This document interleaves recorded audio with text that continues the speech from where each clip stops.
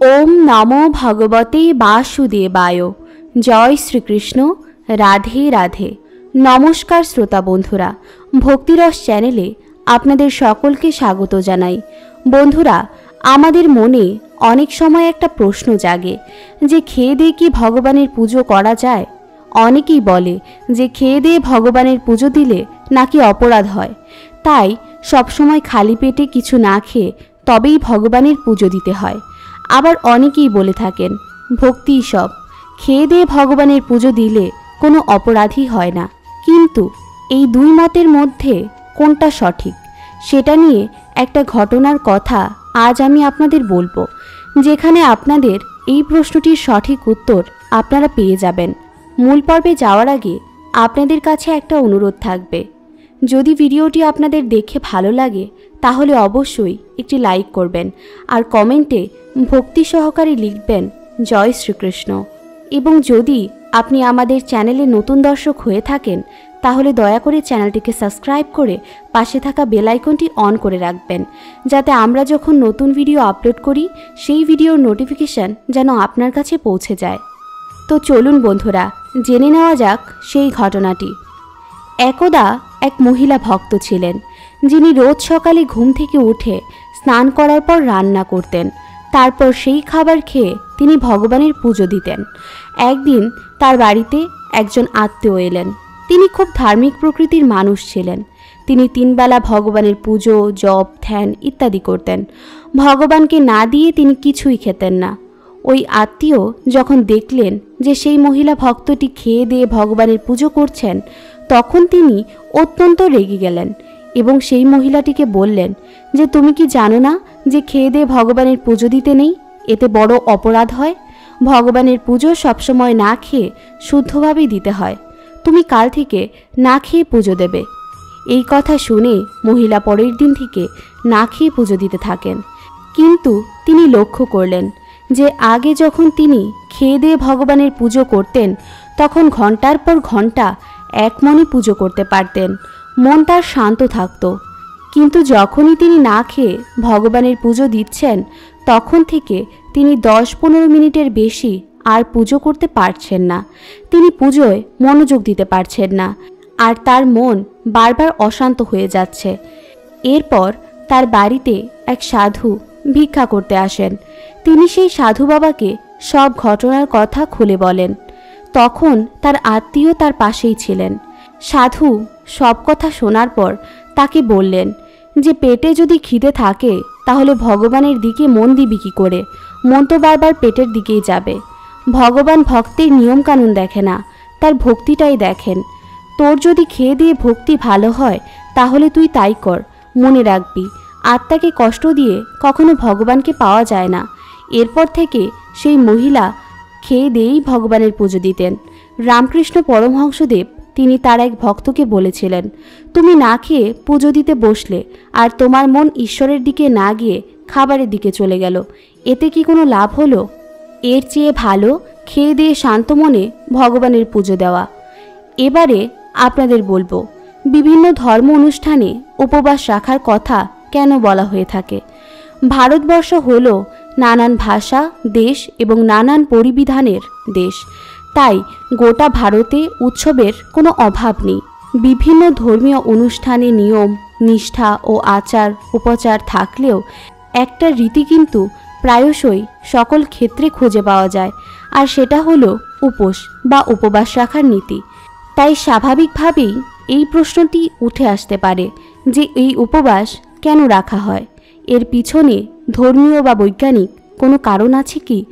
আসুন আমরা এই ভিডিওটির মাধ্যমে সেটাই জানার চেষ্টা করি।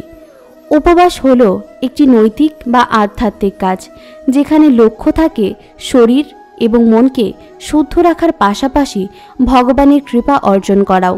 ভগবানের সন্নিপে বসবাস করার উদ্দেশ্যে উপবাস করা হয়। প্রাচীনকালীন ঋষিমুনিরা জাগতিক কল্যাণের জন্য দেখিয়েছিলেন বিভিন্ন আলোর পথ, তেমনই একটি পথ হলো এই উপবাসের পথ। আপনি লক্ষ্য করবেন এই উপবাসের পথ বা রীতি কিন্তু সব ধর্মের ক্ষেত্রেই লক্ষ্য করা যায়। আবার চিকিৎসা বিজ্ঞানেও উপবাসের অনেক গুরুত্ব রয়েছে। বিভিন্ন চিকিৎসকেরা এটা প্রমাণ করেছেন।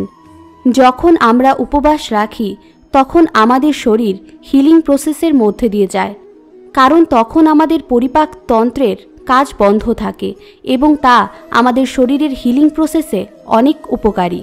তাই বৈজ্ঞানিকভাবেও এটাই প্রমাণিত যে উপবাস রাখা আমাদের শরীরের জন্য অত্যন্ত ভালো। সনাতন হিন্দু ধর্মে এই উপবাস রাখার কথা কেন বলা হয়? হিন্দু ধর্মে মতে সাধন করার ক্ষেত্রে আরাধনার জন্য ইন্দ্রিয় সংযম ও উপবাস করলে ইষ্টদেবতার সান্নিধ্য লাভ করা যায়।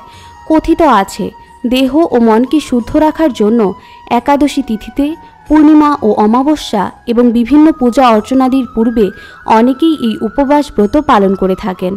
আগেই বলেছি, উপবাস হলো দেবতার সমীপে বসবাস করা। তাই নিয়মনীতি মেনে উপবাস করলে দেহ ও মন দুই ভালো থাকে। আর চিকিৎসা বিজ্ঞানে এই উপবাসের নাম হলো অটোফ্রেজি। এই অটো শব্দের অর্থ হলো নিজে এবং ফ্রেজি শব্দের অর্থ হলো খাওয়া, অর্থাৎ নিজেকে নিজে খাওয়া। আমাদের শরীরের প্রত্যেকটা কোষে বর্জ্য পদার্থ ও টক্সিক পদার্থ জমা হয়ে যায়, যার থেকে বিভিন্ন রকম রোগের সৃষ্টি হয়। তবে মানুষ যখন খালি পেটে থাকে তখন সেই কোষগুলো নিজেরাই এই ক্ষতিকারক পদার্থগুলোকে খেয়ে ফেলে। একে বৈজ্ঞানিক ভাষায় অপরিচিক বিপাকও বলা হয়।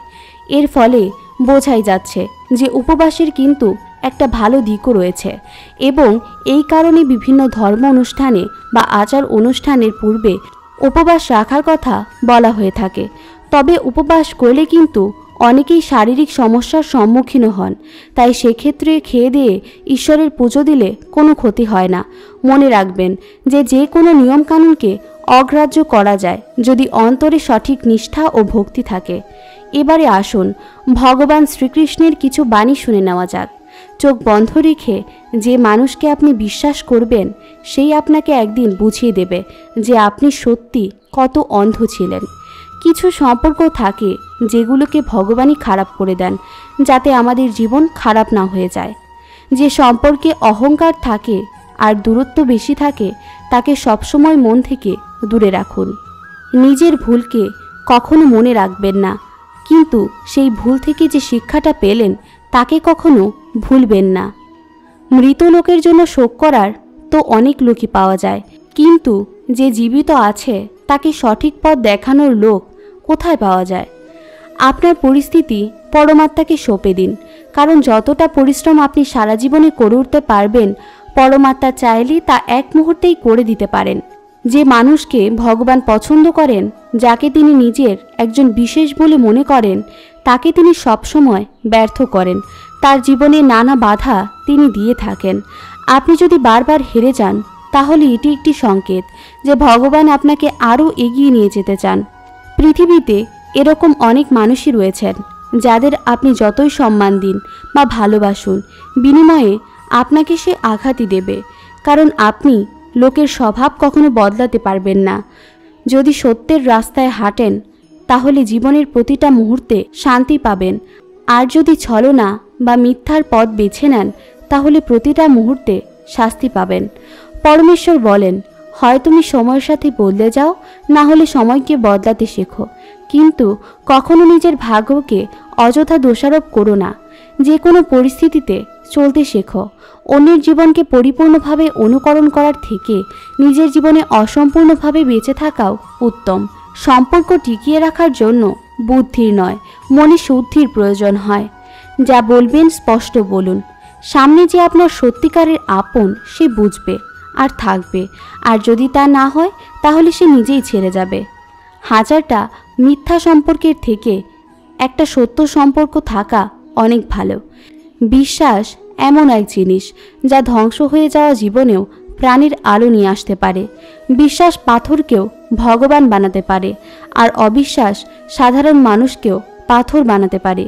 ঈশ্বর আপনাকে তখনই সাহায্য করতে পারবেন যখন আপনি নিজেকে নিজে সাহায্য করবেন। ঈশ্বর আপনাকে পথের দিশা দেখাতে পারেন, কিন্তু সেই পথে আপনাদেরকেই চলতে হবে। তো বন্ধুরা, আজ এই পর্যন্তই। যদি ভিডিওটি আপনাদের ভালো লেগে থাকে তাহলে অনুগ্রহ করে একটি লাইক করতে ভুলবেন না, আর তার সাথে কমেন্ট সেকশনে জয় শ্রীকৃষ্ণ অবশ্যই লিখবেন। আর সকলে আমাদের চ্যানেলটিকে দয়া করে সাবস্ক্রাইব করে পাশে থাকা বেল আইকনটি অন করে রাখবেন। ফিরে আসছি নতুন একটি ভিডিও নিয়ে। সকলে ভালো থাকুন, সুস্থ থাকুন। পরমেশ্বরের অপার কৃপা আপনাদের ওপর সর্বদা বর্ষিত হোক। জয় শ্রীকৃষ্ণ। রাধে রাধে।